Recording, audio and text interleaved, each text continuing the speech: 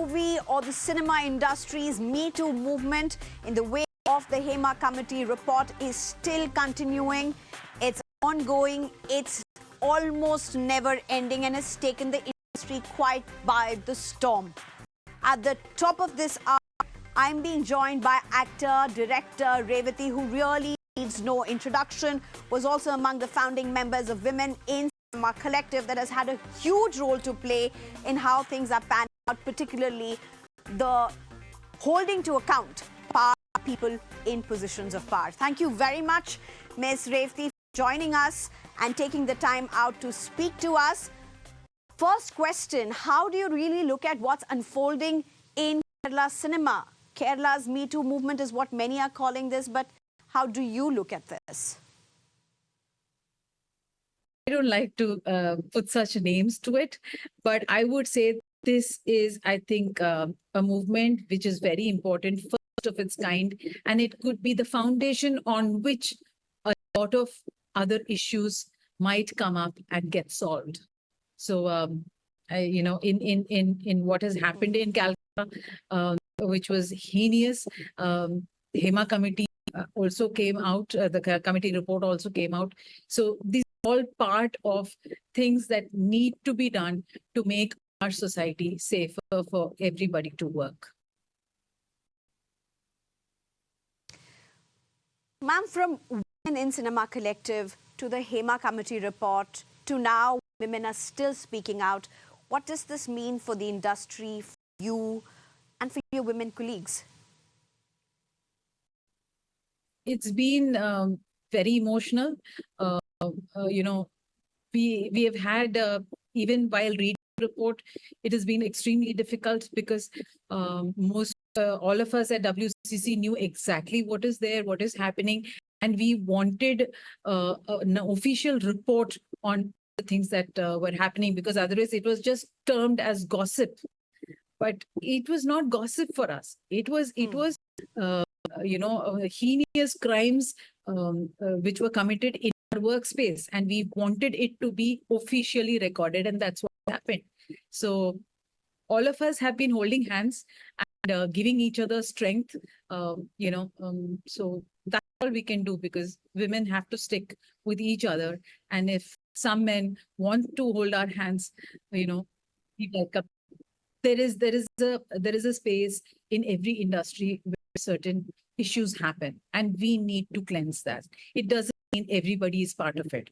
There has been, because of the report out, even in the public eye and otherwise, there is a kind of shaming that is happening, because some of them have worked extremely hard, stood by the strength of their own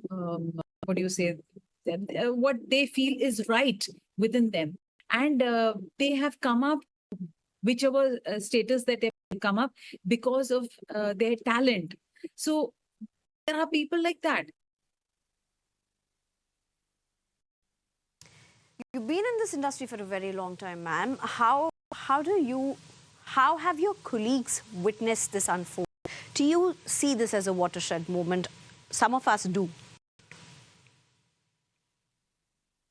I think it's a very, very important movement that has started. There are certain issues that most of us kind of put it under the carpet or said, let it go, we need to move ahead. And, a few of us did not have the time to get into it, get into the depths of it. But now is the time that something amazing has started. And it's perfectly right. And we will slowly realize that this could be the foundation of several other issues that might come up in other industries, not necessarily film industry, but I hope, we can kind of change for the better, for our children and the next generations. Ma'am, to what even the Hema Committee report states, an all-male powerful mafia and a ban against those who speak against them. How do you see this, or the ways in which this possibly could have operated to naysayers who say, why not just say a no? How could that happen?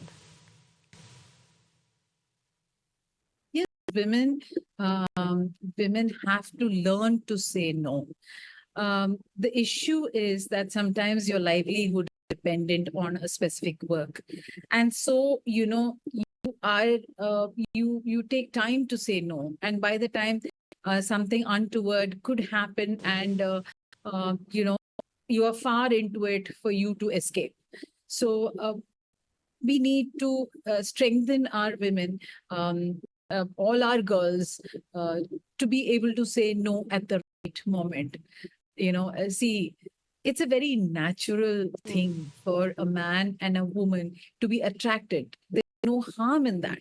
But then there is a very the important line is consent. You need to understand what is consent. The girl normally does, but the man does not understand. So that has to be made very, very clear.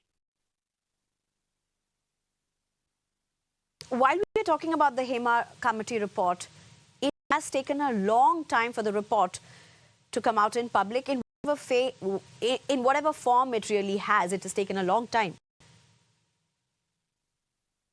Yeah, the report was ready in December 2019. It's taken far too long.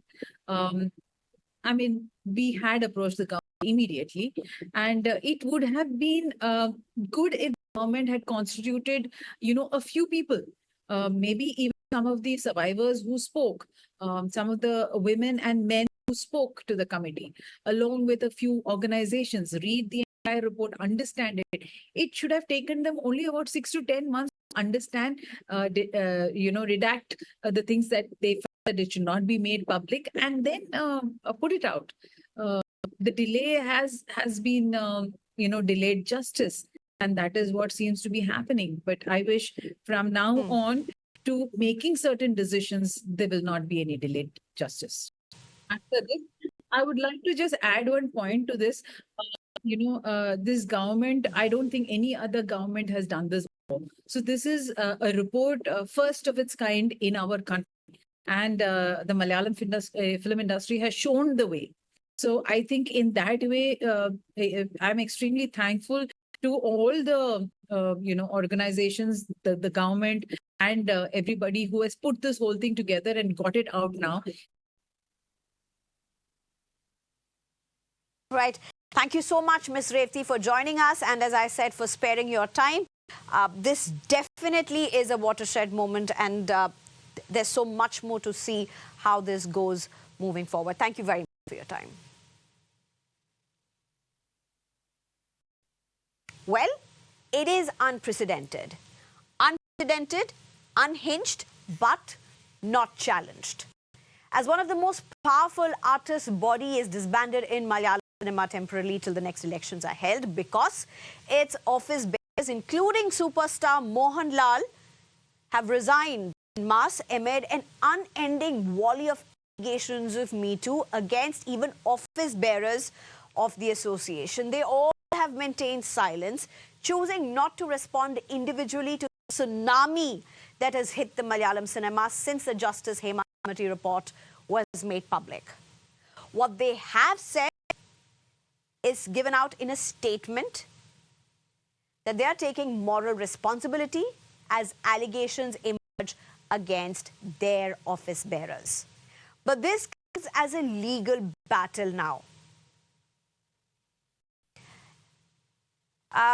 In fact, it's playing out at so many levels. An S.I.T, that's a special investigation team, has been formed by the state government to look into the allegations that are coming out. The challenge is manifold, and that team met for the first time today to see how things will go forward, to decide on a roadmap, as it were.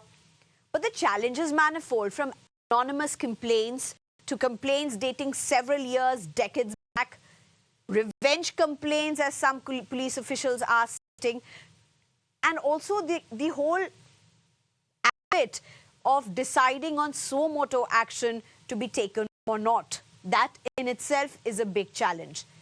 Amid all of this, you also have powerful men responding the way they must not.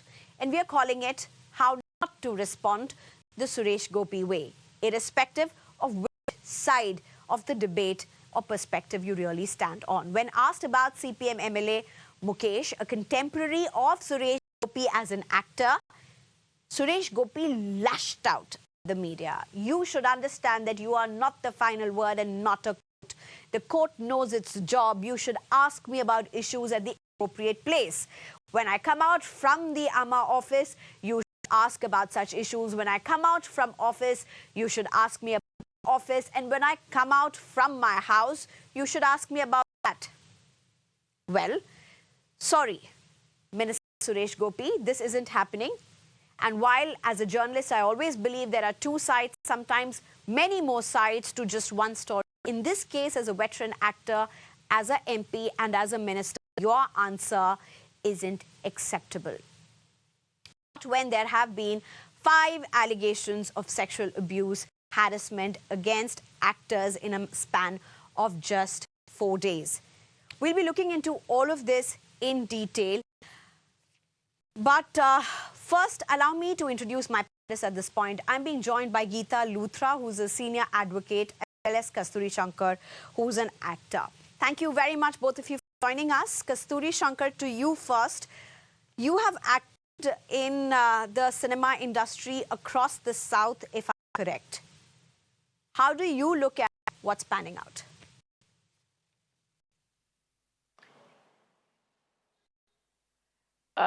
First off, I have to say that I've done over 65 movies, and the least number of movies. I've only done literally a handful of movies, 6 to be exact, in the Malayalam language. And a big part of that is because I was busy with other languages, but an important part of that is also because the last movie I did, I walked out of it because of harassment. It was not from the actors or the directors, it was actually from the production manager. So it was, at least, they're very communist in that sense, is that it's at all levels and they don't seem to have any limitations or boundaries in whom to harass. That said, all the other movies that I made, and I've made 3 movies with Mr. Suresh Gopi himself, were excellent, pleasant experiences. So I have to say that there are good productions, there are good co-stars, and then there are crazy people everywhere, not just in Malayalam. I think there's plenty of them in the North, in Bollywood as well. We see actresses getting yachts from jail and all sorts of crazies happening in the public domain. So, you know, who's to comment? But I'll say this, the reaction of the Amma Executive Council today, after a flurry of allegations at their office bearers, it was there. The whispers, the stage whispers were there even a few years ago, but nobody did anything. It was like a boys' club. I think everybody just stood in solidarity. Even today, the reaction Mr. Suresh Gopi was more as one of the team of the men, he really was getting triggered by the questions instead of being compassionate towards the causes of the women who came forward to blow the whistle. See, these people have stuck their neck out not, now. I mean, Ms. Kasturi, I mean, let's face the facts. And just one sentence. You know, just one sentence to what you are saying. It doesn't matter whether, I mean, it is important that you have empathy for what's unfolding. But even if you are not considerate to what's happening and you have a different disposition, you cannot respond as a minister and as a veteran actor as a boys' gang.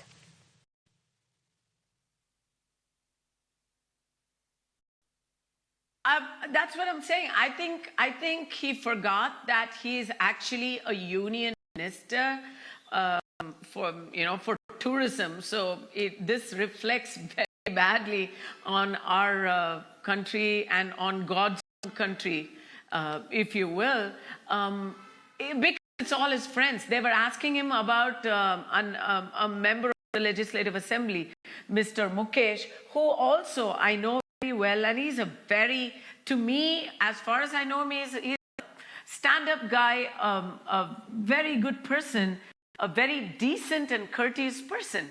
But when there's a serious allegation against him from somebody who has everything to lose and nothing to gain by blowing the whistle, we have to respect that person coming out into the open.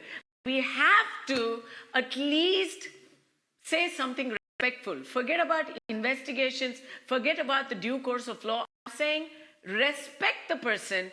Don't just stand up for your friends. These are people I respect too. I know Mr. Mukesh. I will say here on camera that I know him as a stand-up guy, but that doesn't mean that everybody else is lying. Maybe, because different folks for different folks. We are all human. Maybe people make mistakes. We have to not just be so dismissive. I think that's very disrespectful to the committee's findings on the whole and to all these brave women coming out. Right. And Geeta Luthra, when this is an important in taking moral responsibility. Yeah, let me just finish. When everybody resigns taking moral responsibility, yes, it feels like a very maybe because Kerala is so communist, it feels like a very communist knee-jerk reaction where everybody is going on strike and they're like sulking because somebody got called out among their club. It's kind of, I don't know what to say. Okay, I won't get into that usage of word that you're using, communist, because obviously I don't want to make this debate political, but while you are saying... okay. Anyway, let me just move. I just want to make this very clear. I'm not making this a political course, though it definitely is political. I mean, let's face it. Suresh Gopi is political. He's a minister. You have Mukesh, who is political. He's a CPIM MLA. But, I don't want to derail it in terms of the word that you have used and the manner in which you've used it, communist. I take the point that you're trying to make, though. Geeta Luthra, if I can come to you at this point. This is a question that I have been wanting to ask. There are women actors who are raising concerns around this. When the Hema Commission findings came and when the volley of MeToo allegations emerged subsequently, there was a minister who came on record, that's the culture minister, Saji Cherian, who came on record and said the state cannot take suo motu case. There has to be a complaint filed. Now what's happened, an S.I.T has been formed. An S.I.T that's going to be looking into these allegations that are coming from all over the place. Now, there are actors who are saying this is going to be somewhere lost between allegations, between complaints, revenge complaints, and so many other challenges. How do you look at this legally, Geeta Luthra? So, the first thing is, there are two kinds of action that take place in law. One is the sexual harassment of women in the workplace, which is got all the trappings. You have to be an employee, there's an employer. So there are those trappings with regard to the Vishaka judgment, the POSH Act. Then there are criminal aspects. Outraging the modesty of a woman, raping. Question is it consent? Is it not consent? If a person gives a quid pro quo saying, right, you will cast me and I will do this. So the question is, there is a huge amount of inequality. Sometimes it's also, is it consent or is it not consent? Or does the woman not said an affirmative no?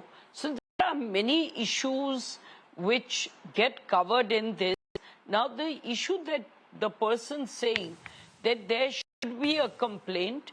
Now insofar as there are complaints, say, of sexual harassment, even if somebody else finds out, there can be a suo motu action. Now, so far as criminal cases are concerned, assume that the person does not come forth and does not enter the witness box. She's the person who has been victimized, who has been harmed, whose name has been, who's been a victim of harassment, exploitation, bans, man's club. If she herself is not going out, and there'll be many reasons why she doesn't go out, and there are many reasons why people may come where they may not be justified. For example, person who's not got a plum assignment may be a aggrieved person. There will be cases where, in promise of an assignment, a person has been forced to succumb. So there will be all kinds of cases. Now, where the person themselves will not come forth at all, then what do? It's very difficult if the person who has suffered that ignominy, the abuse, the harassment, the criminality doesn't speak up. At some point or the other, you may mark it, you may start action, but ultimately that person will have to speak up. And if they don't speak up, it will mostly fall like a ton of bricks. Now, many people may not speak up because you speak up against one person. If it's a man's club, then you will be boycotted by everybody else. So there are issues and issues. There are also issues where you want anonymity, both for the lady as well as for the accused. You will see cases and cases where accused have been acquitted, but their reputation has been sullied. There'll be cases where the woman has come forth and then everybody starts sort of shunning her, banning her, as if she was the wrongdoer rather than she was the wronged. So this is something which has to be looked at with in a very, very sensitive manner. And the Vishaka judgment and thereafter the POSH Act, which is based on the CEDAW Convention, really says that you first have an internal complaints committee, which should be fairly senior, extremely respected, so that the person, and they can be anonymous third-party complaints. It is not that, so those are... That's an important point, that there can be anonymous and as well as promoter cases. Yes. Yeah, yes. Geeta Luthra, very quickly, if I can ask you one question that's important as well. Yes, yes, yes. I think we have some delay in our speech, and apologies for that. That's why you're hearing me late and I'm hearing you late. But Geeta Luthra, yes, yes, you know, when you yes, have a... Yes. Now, let's look at it. There are people who are... There are women who are coming and giving an account of what happened to them, say, 10 years back. 12 years back. When they're 30 years old now, they were 20 years then, 19 years old then. Many of them have come out like this. Now, my question is, how many of these can really stand the test of legality, even if you have an S.I.T really probing that?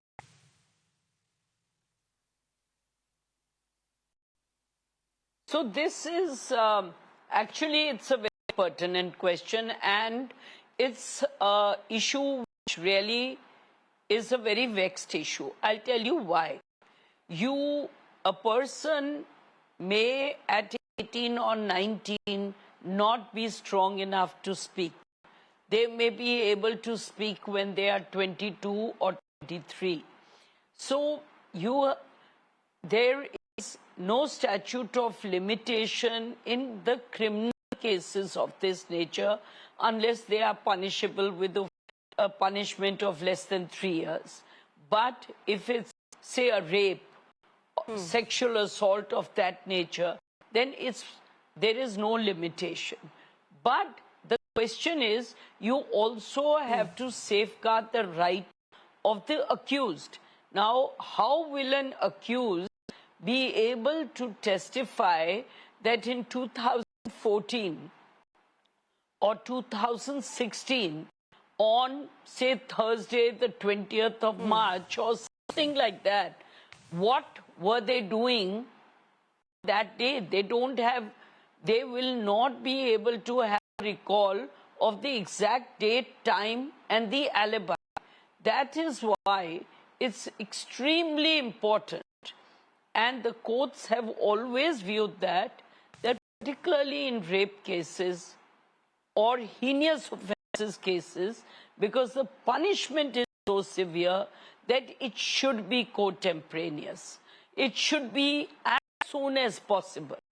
Now, while the law recognizes it, the law also recognizes that you can explain the reasons of your delay.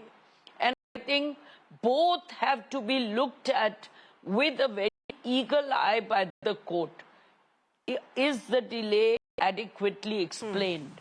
Are we taking away the rights of a victim? Are we taking away the rights of an accused? Is the victim somebody who was not having the courage to speak up then, but is having the courage to speak up 1, 2, 3 years later? So if a person is major, if they can drive a car, if they can take up a job, then the law presumes that they know what they are doing insofar as body. I think to a large extent, it's educating women. It's telling women when you should be able to say no. It's educating men that you can't take no as a presumptive answer, even if yesterday's yes, it may be today's no. So you have to be very, very careful of bodily boundaries and make sure that dignity of a person is respected. So I think that's, it's not a I guess great answer. this whole battle that's unfolding in Kerala. How we have to balance it. No, I get it. I mean, this whole battle, if I may use that word, in the space of Kerala cinema, as many actors themselves have said, is a battle for safe workspace. The heart of it, which of course started with a sexual assault case of a Kerala actor, and the accused in that case is a superstar himself. That case is under trial right now, and it was just the complete lack of support that the actors found at that time while these allegations and this case was proceeding. But very quickly, Kasturi Shankar, to you, possibly the last question, Ms. Kasturi Shankar. Now, there have been a spree of resignations from this most powerful cinema body in Kerala. Is that I'm asking you that because there's silence largely from the top stars, the top Malayalam cinema stars, the male stars, even the female stars, but more so the onus now is also on the male stars because, you know, the Hema Committee report also speaks about a male, powerful, all-male, powerful lobby. So when you're looking at all of those things, there's a resignation, they have said in a statement, that it's based on moral grounds because there are these allegations that are coming against the office bearers. Is that enough, or the stark reality, the silence that most of these top actors have maintained?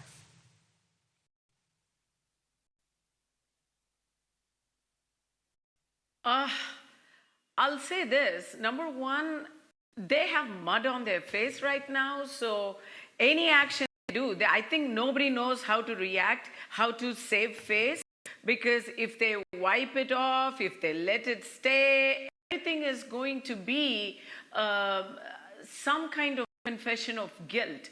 And I think everybody is guilty in some manner, directly or indirectly, either by their action or, in most cases, by their inaction. This whole thing blew up 7 years ago because a leading actor was actually assaulted in a premeditated kidnap and rape.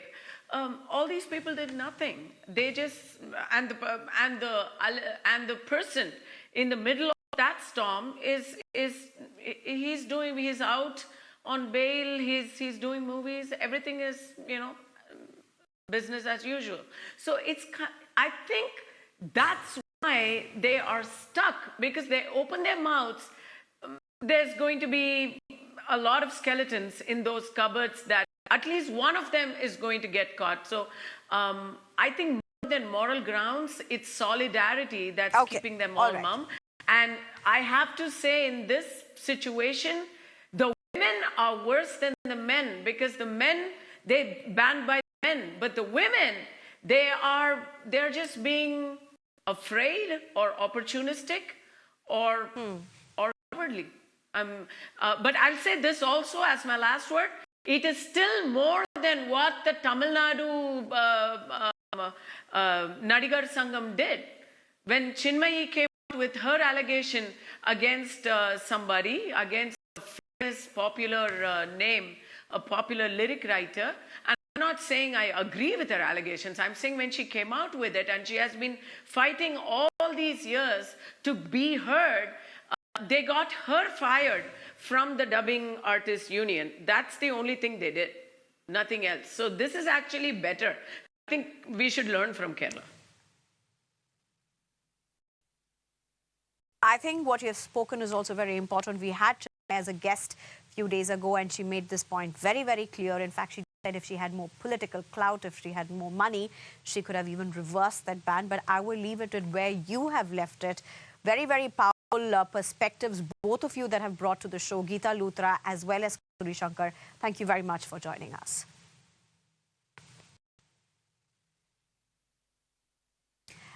And spoke exclusively to the survivor actor Meenu Munir.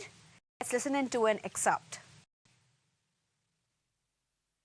What are you hoping that your speaking out will achieve? Because many people will go back to what happened in Bollywood when the MeToo movement started, with Tanushri Datta blowing the lid off it. But, a year down the line, all the cases were closed. The stars and the directors who were accused went right back to being as powerful as they were a year ago before the charges were made. Nothing really changed. Now, if youngsters will come forward, definitely we will have a nice association here.